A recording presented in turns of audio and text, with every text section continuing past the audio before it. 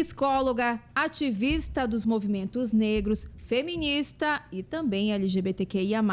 A nossa convidada de hoje começou cedo na vida política e na Câmara Municipal de São Paulo. Isso mesmo, ela foi eleita a vereadora mais jovem da cidade de São Paulo. A convidada de hoje do SampaCast é a vereadora Luana Alves. Acha que São Paulo é um fervo. Assim, acha que São Paulo é a paulista. Tomei bomba, apanhei, tomei cacetada, tudo que tem direito. Eu achava que ia ter mais gente diferente, assim. E o que eu vi foi chocante. É uma questão de você não ter autonomia sobre a sua própria vida.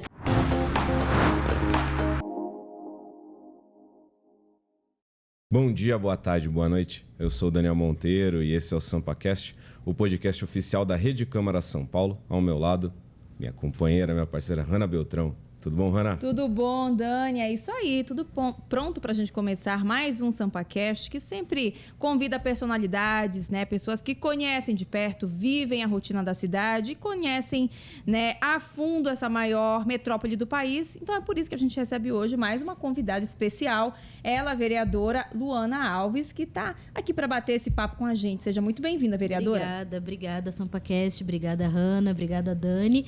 Valeu pelo convite, vamos trocar uma ideia aqui, conversar um pouquinho com mais tempo, mais relaxado. Boa. Com certeza. Vamos começar então, né? A gente que agradece a sua participação hoje. Já vamos começar então falando que você é natural de Santos. Fala pra gente como é que foi esse movimento de você mudar para São Paulo, em que ano isso aconteceu, por que você quis mudar? Conta um pouquinho pra gente esse começo dessa transição. Olha, eu nasci em Santos e fiquei boa parte da vida em Santos. Assim, a minha família é de várias partes do Brasil. Assim, os meus pais se conheceram em Santos, nasci lá. E vim para São Paulo, como muitos jovens, assim, se mudam na época da faculdade, que vai entrar na faculdade. E eu vim para São Paulo em 2012. Vim em 2012. 10 anos. Há 10 anos. Há 10 anos eu moro aqui em São Paulo. Vim com 18 anos, assim. 18. E vim para fazer faculdade, né? Vim com não tinha nada a ver com uma vida pública, com uma vida política. Vim fazer psicologia na USP, né? Tinha um sonho da universidade pública, como muitos da minha geração tiveram. Tive a possibilidade de entrar na universidade pública, foi uma alegria gigante. E vim aqui para a USP. Vim estudar no campus da USP do Butantã. E vim ter uma vida estudantil de uma jovem de uma outra cidade. E conheço São Paulo cada dia com mais profundidade, assim. Claro que eu conhecia São Paulo antes.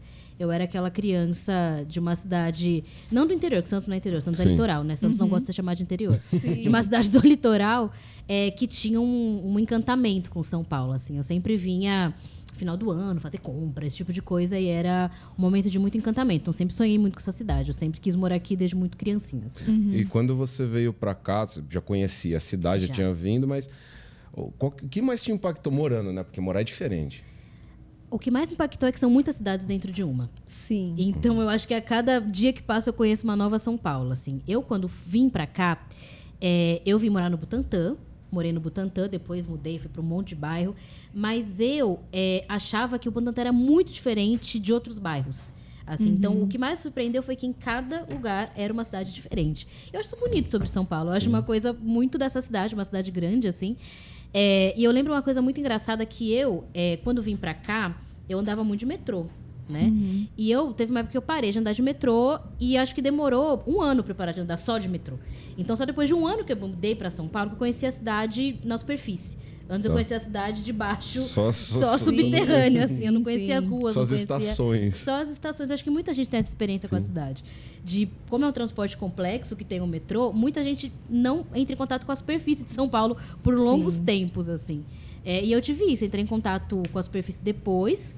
e a partir da atuação política, eu tive uma outra visão, assim, uma visão mais profunda, eu acho, de São Paulo, assim. Do seu ponto de vista, quais são as maiores qualidades e os maiores defeitos, assim, de São Paulo? A gente fala que, eu sempre gosto de pontuar, né, que você é de Santos, o Dan é de São Carlos, interior de São Paulo, e eu sou de longe ainda, Belém do Pará. Então, você vai falando, a gente vai identificando, né, como você foi conhecendo a cidade. Então, no seu olhar, o que você enxerga de qualidade e defeito, assim?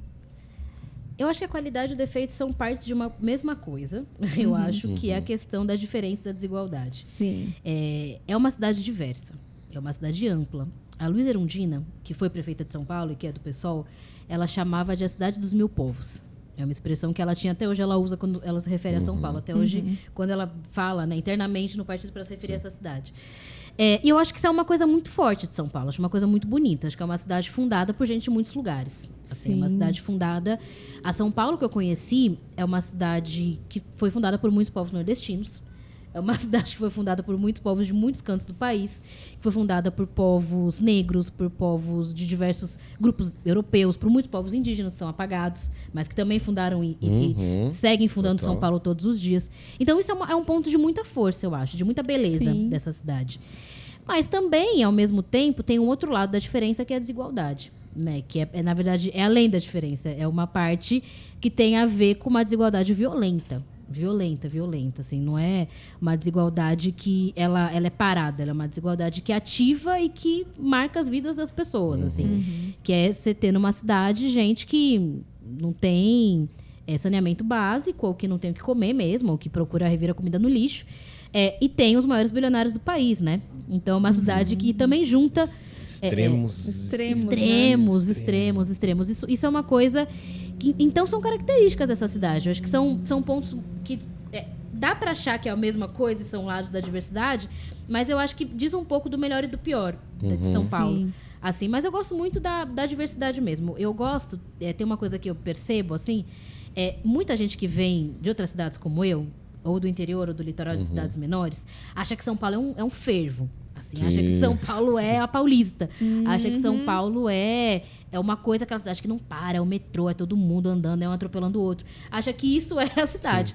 Mas quando conhece a fundo, percebe que que é muito parecido com cidades pequenas em determinados bairros. É só você sair um pouquinho mais do centro que você você acha Santos, você acha o Vale do Ribeira, você acha cidades de 30 mil habitantes, assim. Tem casa que você vai, todo mundo da rua se conhece, tem gente que cria bicho, entendeu?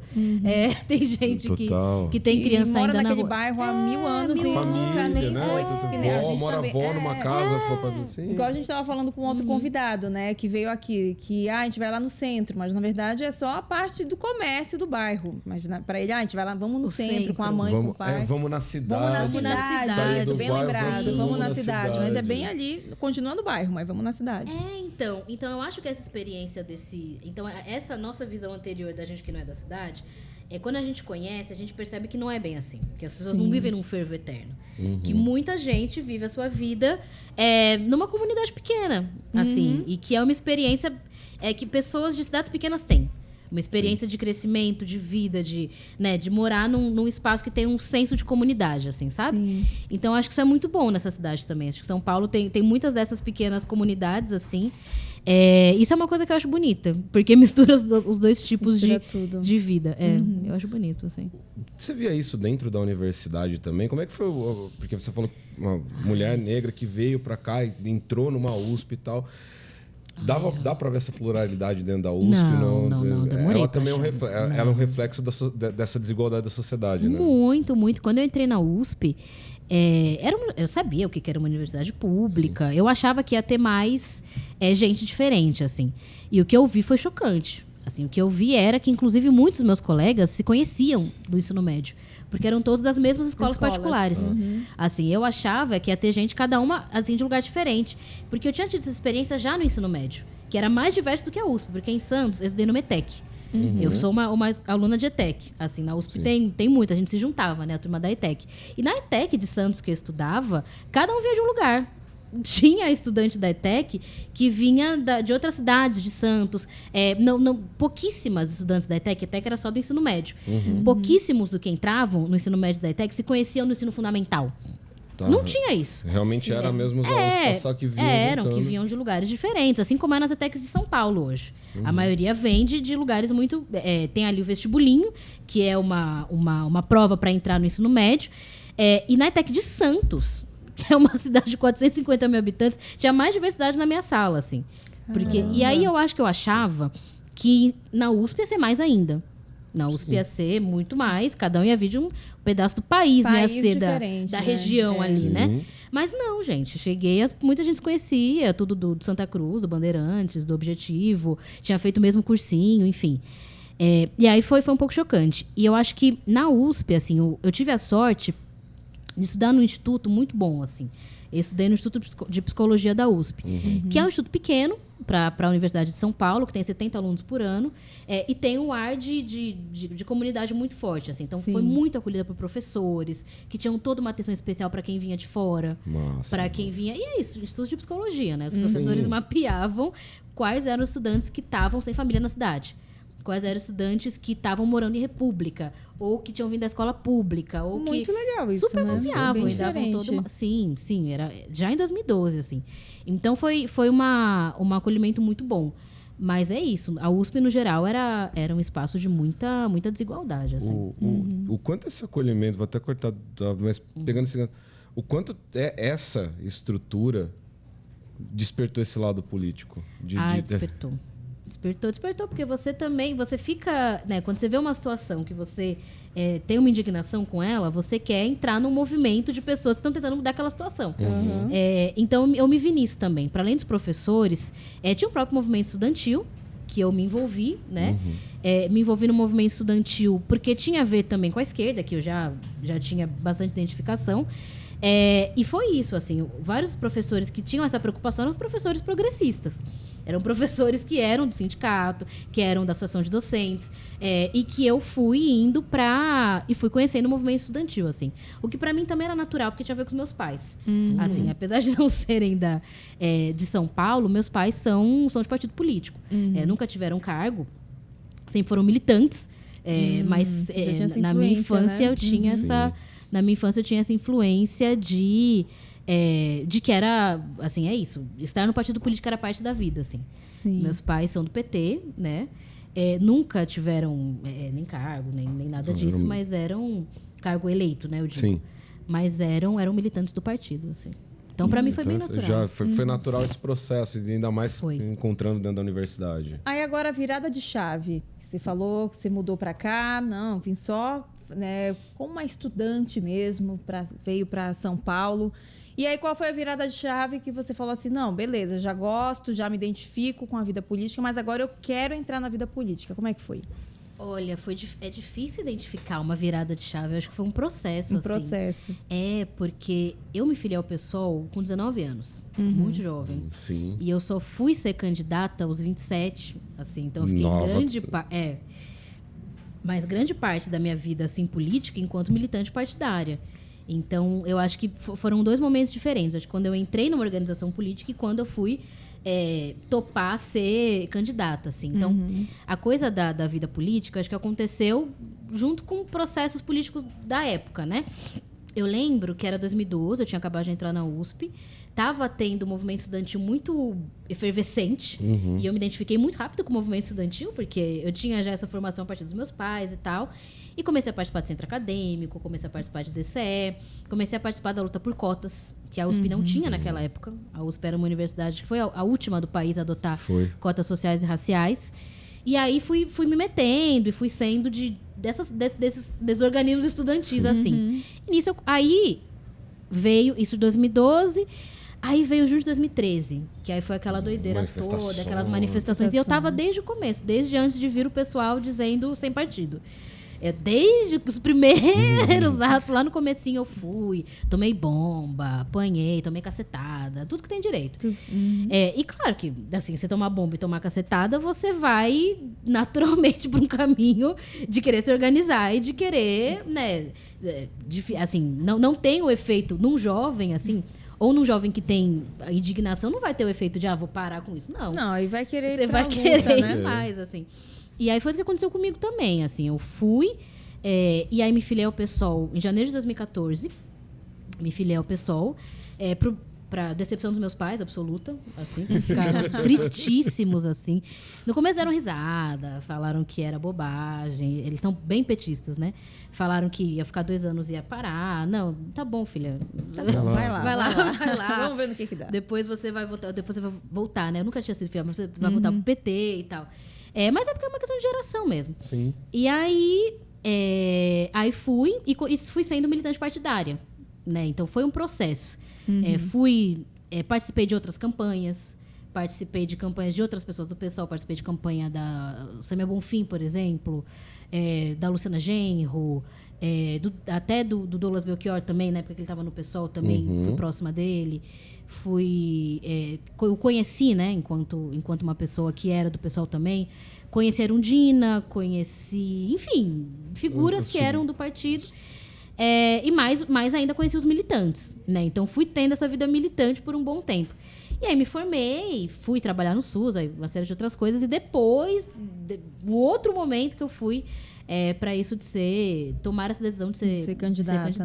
Né? Esse seu contato com o SUS, de ter trabalhado em UBS e também da atenção primária e tudo mais, também deu essa despertada, ou pelo menos te trouxe para esse contato, foi? Deu muito, porque também é uma certa militância, assim. É uma coisa meio quase de missionária também, quando você quer muito se engajar no SUS, na atenção básica. Então, eu fiz essa análise depois, assim, né? Que eu acho que grande parte de eu ter topado, de eu ter ido para uma vida mais política, depois de ter entrado na USP, foi o movimento estudantil, a parte em especial da luta por cotas, assim, e foi o próprio trabalho, naquela época, enquanto estagiária no SUS. Assim, então é isso. Foi também querer estar na política pública de saúde, não só como espaço de trabalho, mas espaço de vida, assim, de sentido de vida. Assim, então foram um pouco as duas coisas. Acho que teve muito a ver também, porque o SUS também tem muito a ver com luta política, com luta partidária. Assim. A história do SUS é uma história muito de luta profundamente política, assim. Então teve muito a ver. Você já disse que é impossível, né, pensar na saúde como uma pauta ligada só para a cura de doenças, assim. Fala mais sobre isso pra gente. Ai, gente, isso é tão complexo. Tão complexo. Mas é bom falar, né? Que é isso, né? Quando a gente pensa em saúde, tem muitas maneiras de entender essa ideia, essa palavra, né?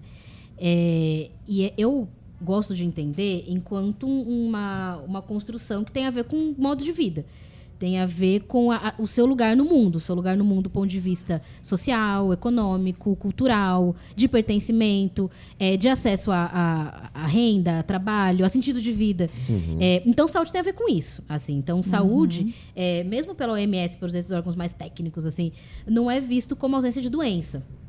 É visto como uma maneira de estar equilibrada no mundo. Assim, equilibrada pensando todos esses aspectos da vida, assim. Então, não é ausência de doença, até porque é também capacidade de lidar com a doença. Assim, então, isso é uma coisa que tem a ver com saúde. Então, o SUS é o nosso sistema que pensa a saúde não só como ausência de doença também. Em especial, atenção básica, atenção primária, que é uma coisa fantástica que a gente tem, né? O posto de saúde, ele não vai só curar a doença. Né? O posto de saúde faz grupo de conversa, faz grupo de caminhada. Todo posto de saúde tem uma horta que vai o pessoal do bairro fazer a horta. Tem grupos terapêuticos. Então é isso, não é só... Os OSFs que passam de casa em casa para fazer o mapeamento. Um exército de agentes comunitários. Da doença em si. Sim. Tudo que agrega, né? É tudo que agrega, é tudo que tem a ver com qualidade de vida. Isso. Né? Tem um professor meu que colocou, na época que eu fiz a residência de saúde coletiva, que colocou saúde como uma certa capacidade de ter projetos de vida.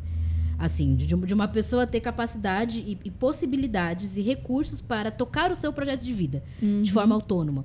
Assim, não tá numa situação em que você não consegue ter autonomia sobre o seu próprio rumo e sentido de existência. Assim, eu acho que é um pouco abstrato essa ideia. Mas eu acho que tem a ver um pouco com essa não ausência de doença, mas que tem a ver com as pessoas conseguirem ser donas um pouco da sua própria história, assim, sabe? A partir do lugar que elas estão no mundo.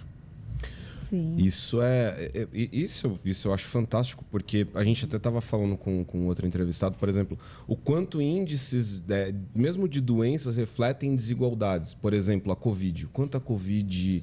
Quando você faz, de fato, o recorte do que aconteceu com a Covid, você expõe como a periferia está desassistida de equipamentos, de saúde, de política pública voltada para aquela população, como ela foi mais impactada pelos índices. Mas isso é meio difícil de traduzir para o público, né? Eu vou tentar colocar de uma forma bem concreta. Assim, na época da Covid, eu já tinha saído do SUS. Eu já estava... foi bem... Quase chegando na época da Covid, que a gente já estava na coisa da candidatura e tal. Mas eu estava em contato com os meus colegas, assim. E grande parte das pessoas que morreram de Covid, que passaram pelas UBSs, eu vou te contar casos muito concretos, assim. As pessoas chegavam graves. na UBS.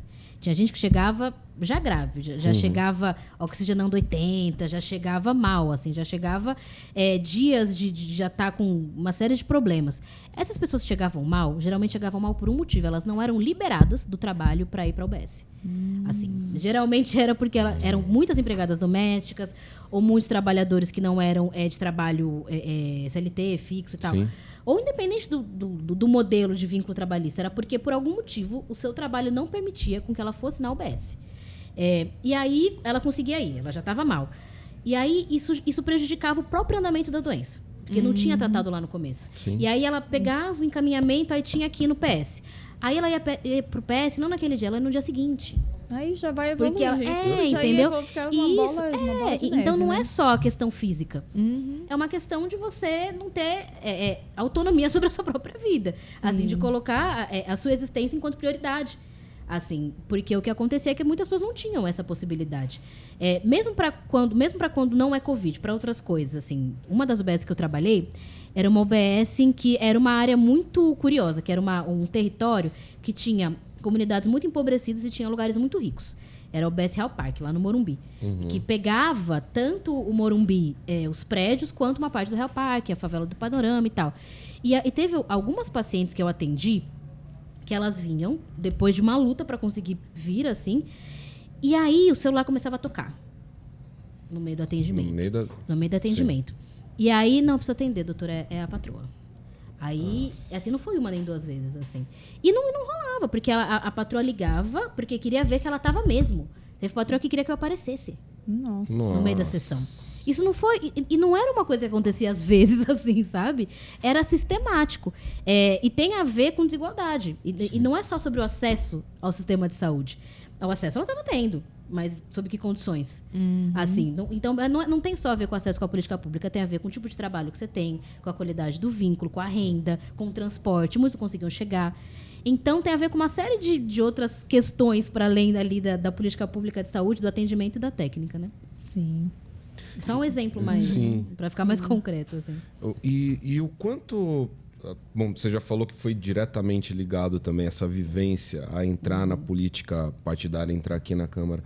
Mas o quanto também querer mudar e conscientizar as pessoas dessas desigualdades tá na tua pauta de trabalho. Porque não é só querer mudar, mas mostrar, porque às vezes é uma realidade que às vezes não é enxergada. E sem as pessoas ficarem também, que muitas vezes fica repetitivo. E tem gente que ouve, mas não entende, né? Tipo, tá ouvindo, mas não entendeu ainda a mensagem. Não sei como acessar essas pessoas, né? Olha, às vezes é repetitivo mesmo, mas eu acho que grande parte da minha pauta tá sobre falar sobre isso, sim. Porque tem a ver com refletir coletivamente sobre as condições de vida e como que a gente consegue mudar as condições de vida. Assim, então, grande parte da minha pauta tá nisso. Então, e o mandato permite essa abertura também, né? Quando o mandato, por exemplo, permite com que a gente consiga conversar com gente de diferentes lugares. Gente que é trabalhador de escola, ou trabalhador de UBS, ou de uma associação de bairro. E a gente consegue ter esse nível de conversa que eu tô tendo aqui com vocês, assim. E as pessoas, muitas entendem, assim. Às vezes a gente acha que as pessoas não entendem, mas as pessoas são muito inteligentes, às vezes assim. não quer. Entendeu, mas tipo, não, é melhor viver de outra maneira, como se eu não tivesse entendido aquilo que me foi passado, mas né? às vezes, eu acho que muitas vezes entende, mas não consegue pensar ali na sua realidade, naquele momento, como faz pra sair. Assim. Porque todo mundo ao redor pensa igual, então se a pessoa entendeu de uma maneira diferente, ela não consegue sair um pouquinho dali. Sim. Deixa eu fingir então que eu não entendi, que é mais fácil. Tem isso, de não fingir que não entendi porque é mais fácil. Ou então, seguir vivendo a vida, porque às vezes é difícil você romper de um sistema que é um sistema que está colocado antes da gente, da nossa existência. Mas sabe, assim, mas tem o que a gente chama de consciência de classe, né? Sim. Que é uma consciência do seu lugar na história, do seu lugar no mundo, assim, e procura mudar isso. Isso tem a ver não só com o trabalho de mandato, mas trabalho de movimento social, na minha visão, né? O que vocês estão falando me lembra um pouco o que a gente faz na Rede Emancipa, por exemplo, que é um dos movimentos sociais que eu participei, mas que agora tem uma relação de proximidade. Que é o movimento social de educação popular, que tem cursinhos universitários, pré-universitários, né? Em que, claro, a gente ali para grande parte do objetivo é para que eles passem no vestibular. Mas a gente também faz discussões sobre mundo, né? E a gente sempre coloca que o estudante do Emancipa tem 3 tarefas, assim. A gente coloca isso logo na aula inaugural. A primeira tarefa entender o mundo e o seu lugar no mundo. Então, a gente sempre faz um exercício de quem foi seu pai, quem foi sua mãe, quem foi seu avô. Eles foram para a universidade? Que formação que eles tiveram? Então, é isso. É o primeiro exercício. O reconhecimento. O reconhecimento do seu lugar no mundo. E os jovens têm muita facilidade com isso. Então, o primeiro é o seu projeto... primeiro é reconhecer o seu lugar no mundo e o que o vestibular tem a ver com isso. Tá. Então, essa é a primeira tarefa. A segunda tarefa é o projeto individual. O projeto individual é pensar o seu projeto individual no mundo, que pode ser faculdade, pode ser curso técnico, pode ser montar um negócio, entendeu? O seu projeto individual. Não precisa ser uma coisa grandiosa, mas ter ali organizado e pensado na sua cabeça o seu projeto individual. E a terceira tarefa é o projeto coletivo. Que aí é como a gente vai conseguir pensar um projeto para além do individual, mas de mudança coletiva de mundo. E muitos estudantes do Emancipa que vão virar coordenadores do cursinho do ano seguinte, entram no movimento para ser professor voluntário depois, por exemplo, a partir da terceira tarefa. Então, a terceira tarefa é a tarefa que tem a ver, muitas vezes, com a permanência no movimento.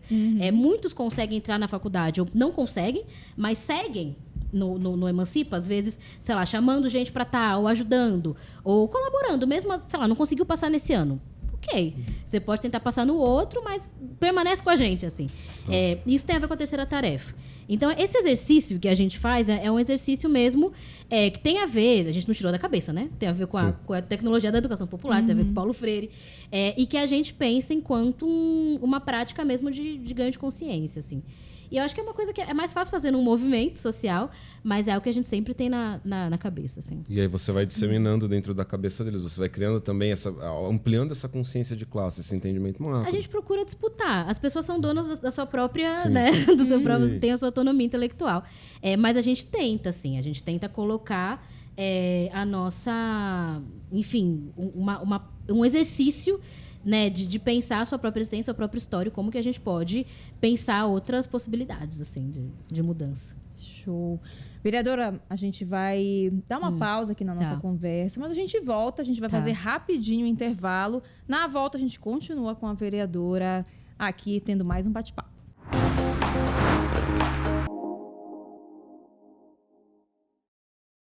Dani, o programa tá demais hoje, né? Nossa, tá sensacional, Rani. Se você quiser mandar sugestões, é só apontar o seu celular pro QR Code aqui na tela. Nos vemos em breve, hein? Tchau. Até mais. Assim, a gente não pode encarar com naturalidade isso. Tem a ver com o processo de exclusão das mulheres desse espaço, assim. Acusava que era porque queria fortalecer o governo do PT, porque estava querendo, que não tinha nada a ver com cotas. Então já era de um colegiado que era majoritariamente branco, masculino, e com dificuldade e com resistência a mudanças, assim. Então é um projeto que, por exemplo, mudaria, não teria um Borba Gato na cidade de São Paulo.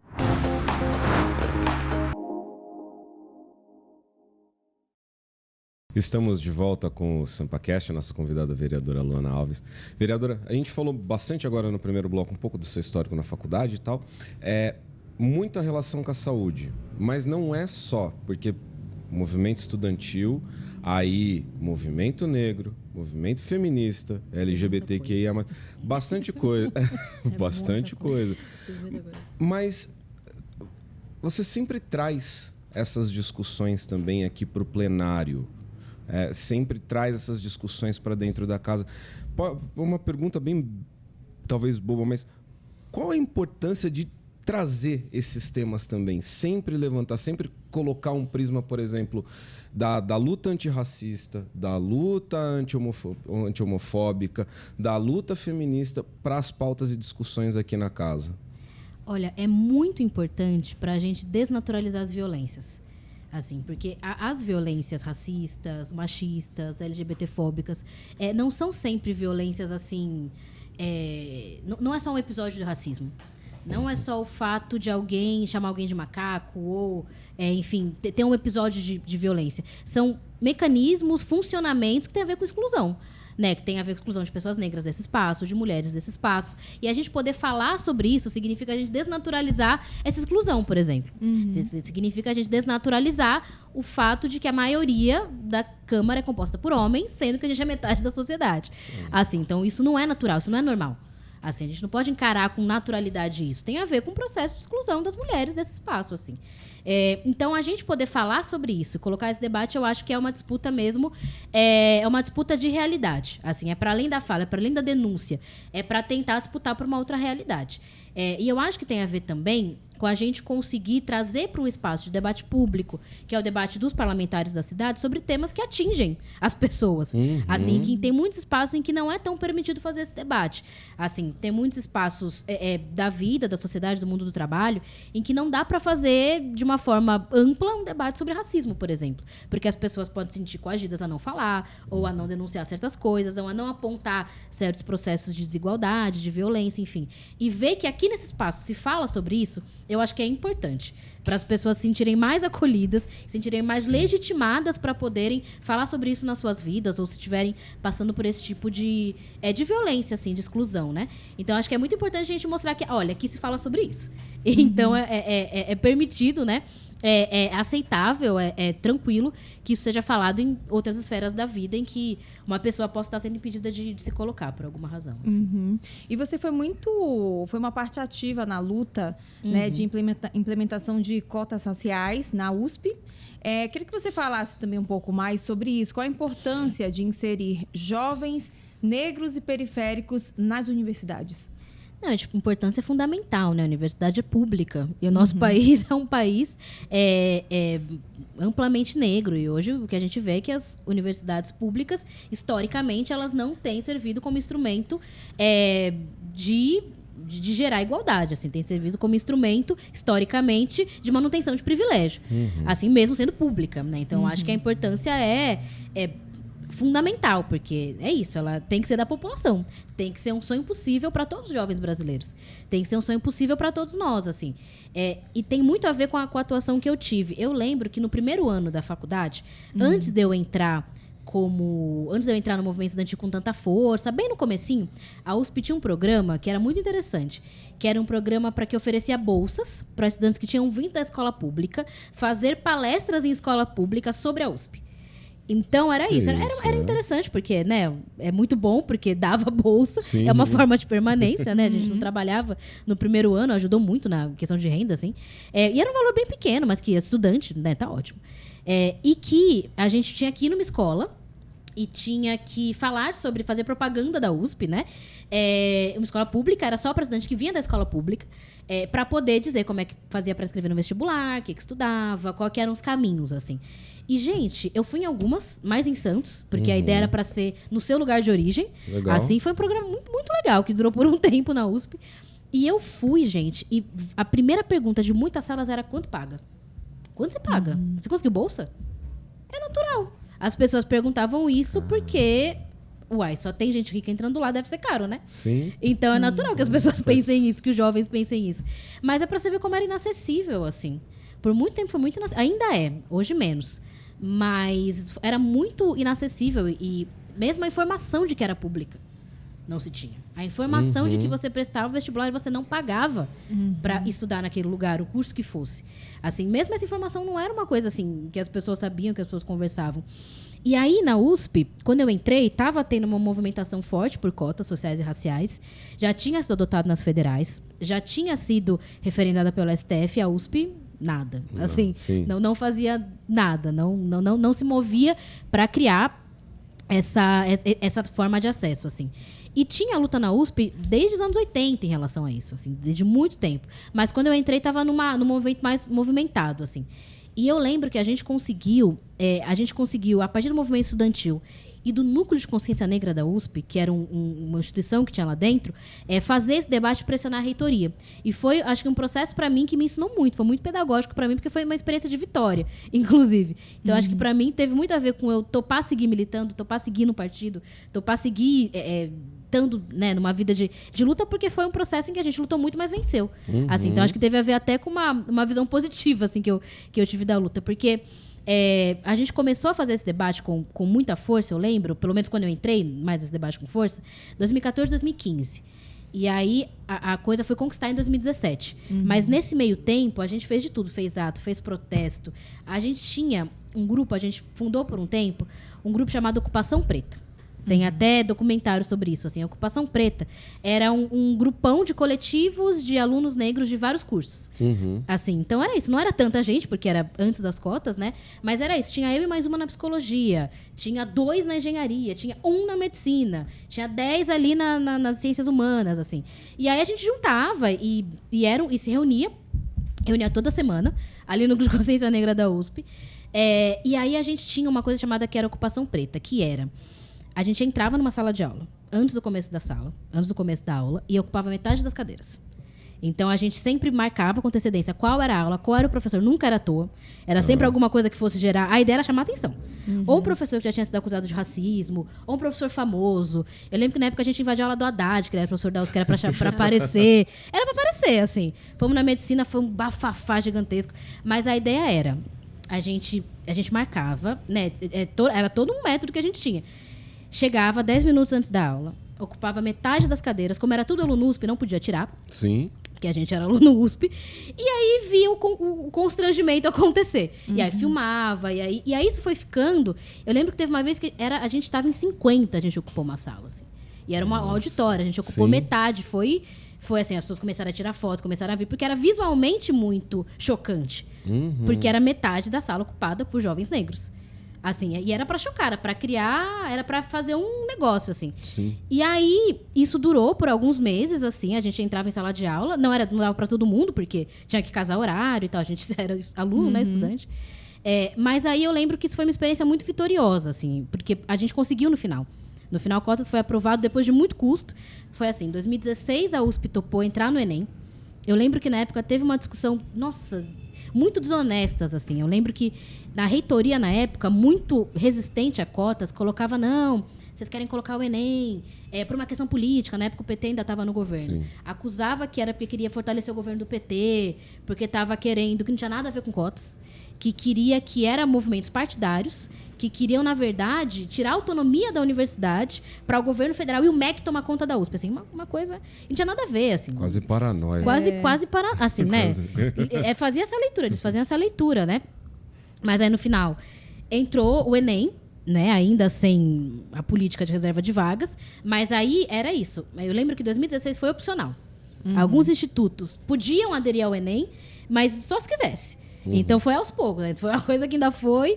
Aí foi isso, 2016, alguns aderiram ao Enem, a psicologia aderiu no seu máximo, assim, a medicina não aderiu, a engenharia não aderiu, assim. Aí em 2017 foi obrigatória, todos os institutos aderiram e foi um processo de reserva de vagas gradual. Até 2023, né, ano que vem, ainda não está completo, ser 50% das vagas, assim, para pretos, pardos e indígenas. Na verdade, assim, 50% escola pública, assim, e ter a porcentagem do estado de São Paulo, né, para pretos, pardos e indígenas. E isso vai ser completado ainda no ano que vem, mas foi uma vitória de lá de 2017. Assim, então foi algo bem forte, assim, para nós. Acho que foi uma experiência de luta e vitória que me moldou, assim.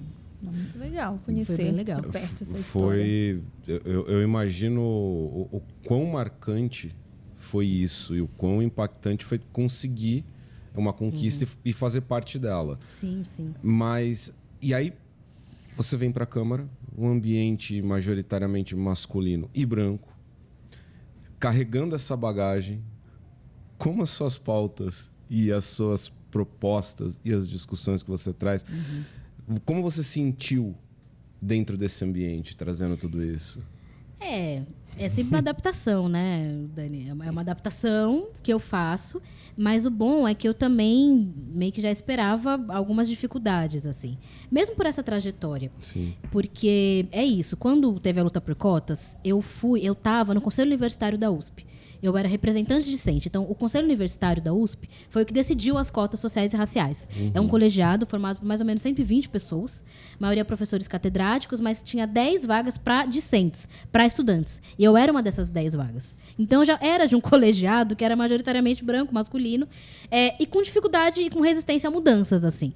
Então, eu já estava nesse colegiado. Eu lembro que, na época, o reitor da USP, ele fez no dia em que a gente conseguiu votar por cotas sociais e raciais, ele se dirigiu a mim e falou, olha, é o seguinte, a gente vai votar agora, mas a boa prática parlamentar é disso, eu já vou te avisando. Tananana, e eu nem me saquei o que ele estava querendo dizer na época, assim. Depois que eu fui entender que ele já estava insinuando que eu iria tomar esse caminho, né? Isso em 2017. E aí, então, de certa forma, eu já estava lidando com isso, assim. Mas, claro que num grau muito diferente. Mas o bom é que é isso, assim. Eu acho que o que ajudou a me preparar era de ser de uma organização. Ser de um partido político que já tinha parlamentares, enfim. Então, isso diminuiu o choque. E várias organizações, né? Como a gente disse, vários movimentos. Vários movimentos. E, vereadora, no seu trabalho, no seu mandato aqui na Câmara... fala um pouquinho pra gente sobre os projetos. Pode beber água, a gente está falando aqui. Dos projetos que mais marcaram você, que você sempre gosta de falar deles, pontuar, né? E o que ainda falta fazer? O que ainda... pautas que você gostaria de ver mais por aqui também? Eu vou contar de alguns projetos, então, Pode que falar. eu tenho muita vontade de aprovar e que eu acho que tem possibilidade, assim, não é nada fora da realidade. Tem um primeiro que a gente tentou e batalhou muito e foi aprovado em primeira, que é o projeto 47/2021, que a gente chamou de SP Solo Preto e Indígena, que é sobre homenagens na cidade de São Paulo, que é sobre a política de homenagens e memória na cidade. Muitas cidades do mundo têm alguma política pública, alguma normativa, alguma diretriz para não homenagear algozes do seu próprio povo. Assim, então, por exemplo, cidades da Alemanha têm leis para não homenagear nazista. Assim, né, cidades da África do Sul têm lei para não homenagear o regime do apartheid. E aqui a gente não tem, na cidade de São Paulo, uma legislação sobre não homenagem a escravocratas, a genocidas, a bandeirantes, né? A quem representa, pelo contrário, aqui a política é de homenagem absoluta aos que, né, dentro da história oficial, fundaram o Brasil, mas foram os que foram os agentes da violência contra a população negra e indígena e todo o povo pobre brasileiro, assim. Então, esse é um projeto que a gente quer muito aprovar, a gente aprovou em primeira votação. E esse eu tenho expectativa ainda de conseguir aprovar em segunda. Então, é um projeto que, por exemplo, mudaria, não teria um Borba Gato na cidade de São Paulo. Assim, é isso. É uma coisa... E é um projeto que não fala necessariamente de derrubada de estátuas. Propõe, pode ser a supressão, pode ser a retirada, ou pode ser a relocalização. Berlim, a gente pesquisou a legislação de várias cidades do mundo. Berlim tem um parque lá para estátua de nazista, entendeu? É isso, foi o jeito que eles acharam. Ou a relocalização, virou um certo museu da vergonha, assim. Ou uma ressinalização, por exemplo. E é uma coisa que a gente conversou com o departamento de patrimônio histórico, DPH. Eles mapearam, mostraram, por exemplo, tem monumentos que são protegidos. O Brecheret ali, que fica ali no Ibirapuera, empurra, é protegido. Assim, não dá para tirar, até porque é uma obra de um artista importante e tal, mas que representa a colonização. Dá para ressinalizar, dá para colocar uma placa ali, colocando o que é. Então, o projeto de lei coloca todas as possibilidades que a gente pode ter com esse tipo de monumento e ter uma diretriz para que se homenageiem as figuras negras e indígenas apagadas da história do Brasil. Então, esse foi um projeto aprovado em primeira votação no ano passado, que a gente quer ainda tentar aprovar em segunda. Esse mais ligado à pauta antirracista, né? Ontem a gente conseguiu aprovar em primeira votação, depois de muito custo, um projeto sobre a capacitação de educadores para a igualdade racial. Né? Tem muito caso de violência racial em sala de aula, não é pouco, assim, é muito, muito, muito. Eu fui essa criança também, que já passei por isso. Então, a ideia é que seja um projeto sobre capacitação de professores. Hoje não tem uma lei que obrigue a prefeitura a fazer essa capacitação. É isso, a prefeitura, se quiser fazer uma oficina com professores sobre antirracismo, faz. Se não quiser, não faz. Não é uma obrigação, não é uma orientação de governo. Não assim. Faz parte do currículo dos professores para atenderem na sala de aula. Não faz. Tá. Não faz. Não faz parte da formação oficial. Então, a nossa ideia é que seja. Então, a gente colocou isso, foi aprovado em primeira. Tem outros projetos que foram aprovados em primeira que eu acho que são muito tranquilos de executar, assim, e que eu tenho muito uma expectativa que a gente consiga conversar e consiga aprovar em segunda, né? Relacionados à saúde, por exemplo, que também é muito importante, uma pauta muito importante para mim, assim, principalmente pelos meus colegas, ex-colegas, que ainda hoje são próximos do mandato, falam, olha, tá acontecendo tal coisa, aqui na UBS você não sabe o que rolou hoje e tal. Mas são projetos, por exemplo, o da sala de descanso para profissionais de saúde. Assim, nos hospitais municipais tem sala de descanso, é o chamado conforto médico.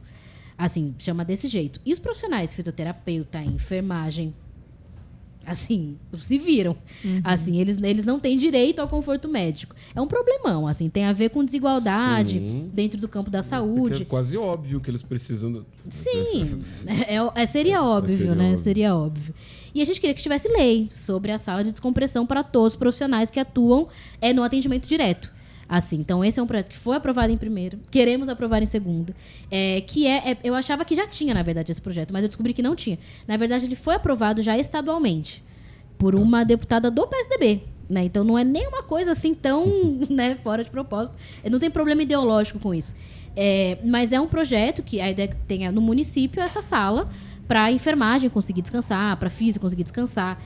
Isso da saúde, né? Tem um outro da saúde, que a gente também aprovou em primeira, e que nós também queremos sanção, que é um projeto mais ligado à saúde mental, assim. Eu visito muito CAPS. CAPS é o Centro de Apoio Psicossocial, e que muitos estão super sucateados, assim. Muitos, e tem um problema de dimensionamento muito sério. O CAPS, ele é para ser até um número X de habitantes. Assim, 70 mil, 100 mil, a depender do tamanho do CAPS. Hoje está muito subdimensionado. Assim, tem CAPS em região com 500 mil habitantes. Não vai dar conta. Um único equipamento. Para uma região que é o tamanho de uma cidade. Uma Zona Sul, um Grajaú, que é o tamanho de uma cidade, entendeu? Ter 1, 2 CAPs, não tem condição. Então tem um problema de sucateamento desses equipamentos, assim. E é um equipamento super necessário. Porque lida com saúde mental, lida com transtornos graves e persistentes, lida com todo tipo de questão ligada à saúde mental, assim. E muitos profissionais falaram que tem um problema que é de acesso.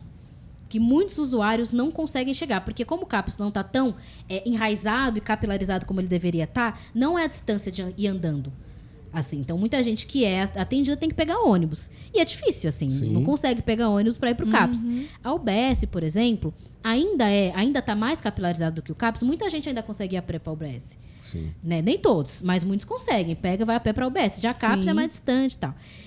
E aí, muitos estavam comentando isso. Os pacientes que têm o laudo da SP-Trans de alguma deficiência conseguem, sabe aquele laudo? SP-Trans vai, você tem... É um cartãozinho de pessoa com deficiência. Mas muitos não têm. Porque pode ser, por exemplo, uma depressão persistente. Depressão persistente, você não vai ter cartãozinho. Não caracteriza, sim. Não entra no critério da SP-Trans, entendeu? Ou mesmo um autismo leve, ou então uma pessoa que pode ter uma psicose que não tem prejuízo cognitivo. E aí ela não consegue acessar e não vai. E aí a gente queria uma espécie de mãe paulistana do CAPS, assim, a gente queria que tivesse, porque o mãe paulistana super funciona, assim, mãe paulistana tem ali, a mulher começa o pré-natal, ela vai ter o número de costas, tem a ver com o número de pré-natais, e ela vai ter o passe livre para ir para o pré-natal. Né? Tem a ver, coloca ali no cartão, no momento que ela abre, e a gente queria que tivesse pro CAPS, assim. A gente queria que tivesse um passe livre pro cuidado. E foi aprovado em primeira. E estamos tentando negociar com o governo para ver o quanto que a gente consegue aprovar, assim. Eu penso esses projetos que eu tenho mais carinho. Assim, tem alguns que a gente... muitos ainda em mente, né? Para colocar em prática também, né? Tem um também ligado à questão do antirracismo, que eu acho que vai ter muita condição da gente conseguir aprovar. Tenho muita esperança. Estou em diálogo com o governo. Que é o do Fundo Municipal pela Igualdade Racial. Que é um projeto que, assim, também é muito uma solução, assim. O que acontece? Alguns casos de racismo ocorrem o tempo inteiro por parte de empresas, por exemplo. Né? E o que acontece é que muitas pagam indenização e não tem para onde pagar. Eu vou contar um caso concreto, assim. Infelizmente, a gente viu isso acontecer, teve a tragédia que aconteceu já há mais de um ano, do caso do Beto do Carrefour. Não sei se vocês se lembram, lá de Porto Alegre. Sim. Um homem negro que foi morto pelo segurança do Carrefour. Acusado de roubar. É isso, né? Racismo explícito, escancarado. O homem morreu, assim. Morreu de apanhar de segurança. E o Carrefour, né, tentou fazer uma série de políticas de compensação para a família. E uma das coisas que a justiça determinou foi uma indenização considerando o crime do racismo. Assim. Sim, não individual. Não individual, mas como lesão coletiva à sociedade. Sim. E estabeleceu uma multa que o Carrefour pagou para alguns movimentos negros. E uma parte foi para a UNEAFRO, uma parte foi para a Educafro. Isso gerou uma certa complicação. Assim, ficou complicado. Porque é isso, assim, como que você define qual é o movimento que vai receber né? aquilo, assim. Ficou difícil, assim, ficou ruim, gerou ruído, gerou confusão, enfim. E o que a gente pensou olhando para esse caso de Porto Alegre? A gente pensou em ter um fundo municipal de igualdade racial em São Paulo que pudesse ter dotação orçamentária do município mesmo, mas que pudesse receber, inclusive, depósito judicial. Assim, pudesse receber desse tipo de caso, entendeu? Se uma empresa vai pagar uma indenização, ela vai pagar para um fundo que vai ser gerido, a gente propôs na lei um conselho entre governo e sociedade civil. Sim. Que Um seja fundo público que vai implementar políticas... Sim. Que tem ali... Então, a gente conversou com o pessoal de Porto Alegre, inclusive, que gerou essa confusão toda. E a gente colocou no projeto de lei um fundo que pudesse receber esses depósitos via ordem judicial e que tivesse a sociedade civil representada e que pudesse receber também, por exemplo, investimento internacional. Tá. Assim, às vezes grupos internacionais querem doar para o Brasil, assim, para fazer política antirracista. Foi o caso que teve muito recente na saúde. Acho que todos viram. O BID, o Banco Interamericano de Desenvolvimento, fez investimentos gigantes na saúde de São Paulo. Assim, que bom, maravilha. Mas é isso. A saúde tinha ali o seu lugarzinho para receber, o seu cofrinho, pensando, falou de uma forma mais para entender, do ponto de vista orçamentário, para receber. Não tem hoje, se uma organização internacional quiser doar para o Brasil para fazer políticas por igualdade racial, assim, é isso. Pode colocar na secretaria, mas vai ser mais frágil. Assim, se tiver um fundo destinado para isso, vai ajudar. Então, a gente foi aprovado em primeira, a gente está em diálogo com o governo para tentar aprovar em segunda. Maravilha. Essa é uma baita proposta, um baita avanço. Vereadora, é muito engraçado, a gente não sente o tempo correr, né? A gente está indo para o final do programa agora, já. Tá. A gente tem um bloco que chama Ping Pong. Perguntas, papo... Tipo pinga-fogo. Perguntou, respondeu. Nem dá tempo muito de pensar na resposta. Gente, eu sou um pouco devagar, viu? Desculpa, eu vou tentar. Que nada. Qual é o seu lugar preferido aqui na cidade de São Paulo? USP. USPiana. Não. USP de domingo. USP de domingo. Bem precisa, bem específica. Se São Paulo fosse uma palavra. Grande. Grande. Grande. Eu tive essa impressão quando eu cheguei aqui, quando eu vim. Sim. Qual é o seu maior sonho para a cidade de São Paulo? Meu maior sonho para a cidade de São Paulo? Casa. Moradia para todo mundo. Se você pudesse realizar um sonho sem nenhum impedimento para a cidade, assim, resolver um problema ali, não tem nada que vai me impedir. Sem ser moradia. Sem ser moradia. Um sonho para a cidade, nada vai impedir? Nada vai impedir. Passe livre. Passe livre é massa. Eu queria. É um bom... Nossa, ia resolver boa parte de muitos problemas. Muitos problemas. Sim. E se você pudesse voltar um pouco no tempo, lá para Luana, que tinha acabado de passar na USP, que conselho você daria para ela que você aprendeu hoje? Que conselho eu daria para ela? Isso. Para ficar mais tranquila. Para não se desesperar com as coisas. Muito esperado, verdade. Eu sou um pouco acelerada. Eu entendo você, eu daria essa mesma resposta. Ia ser um desacelera. Desacelera. Eu ia dar esse conselho. E quais são os seus próximos passos agora, vereadora? Qual a expectativa para os próximos 2 anos, pelo menos, dessa legislatura ainda? Eu espero conseguir, com o mandato, chegar em mais lugares. Eu espero conseguir fortalecer os movimentos sociais que eu faço parte. Assim, ajudar no enraizamento desses movimentos sociais. E eu espero, com muita esperança, ser parte de um projeto de mudança de governo em São Paulo. Que eu acho que vai vir, né? Não nos próximos 2 anos, talvez nos próximos 3. Mas ser parte de um projeto de mudança para a cidade de São Paulo. Legal. Gostou do papo, vereador? Gostei muito, gente. A gente ainda tem... já faço convite agora, porque faltou, a gente falou moradia, a gente não falou sobre moradia, a gente não falou uma série de pautas. Tem que ter um vai ter o parte 2 disso. Pô, tem problema, então, vamos fazer. Vamos colocar na agenda a segunda parte. Tá gravado. Tá gravado. Vamos fazer um repeteco número 2 pra gente seguir o papo. Obrigado, vereadora, por esse papo tão legal. Eu que agradeço. Falou, tá falado. Valeu. Obrigada, gente. Então é isso. Obrigada, vereadora. Obrigada, Adam, meu parceiro de cada SampaCast. E a gente está encerrando, então, mais um programa. Lembrando que semana que vem tem outro SampaCast. Não deixe de acompanhar os nossos conteúdos da Rede Câmara pela TV Câmara São Paulo, pelo portal da Câmara e também pelas nossas redes sociais. Não se esqueça de se inscrever no nosso canal no YouTube. Tchau, tchau. Bom dia, boa tarde, boa noite. Rede Câmara, a sua conexão com a política da cidade.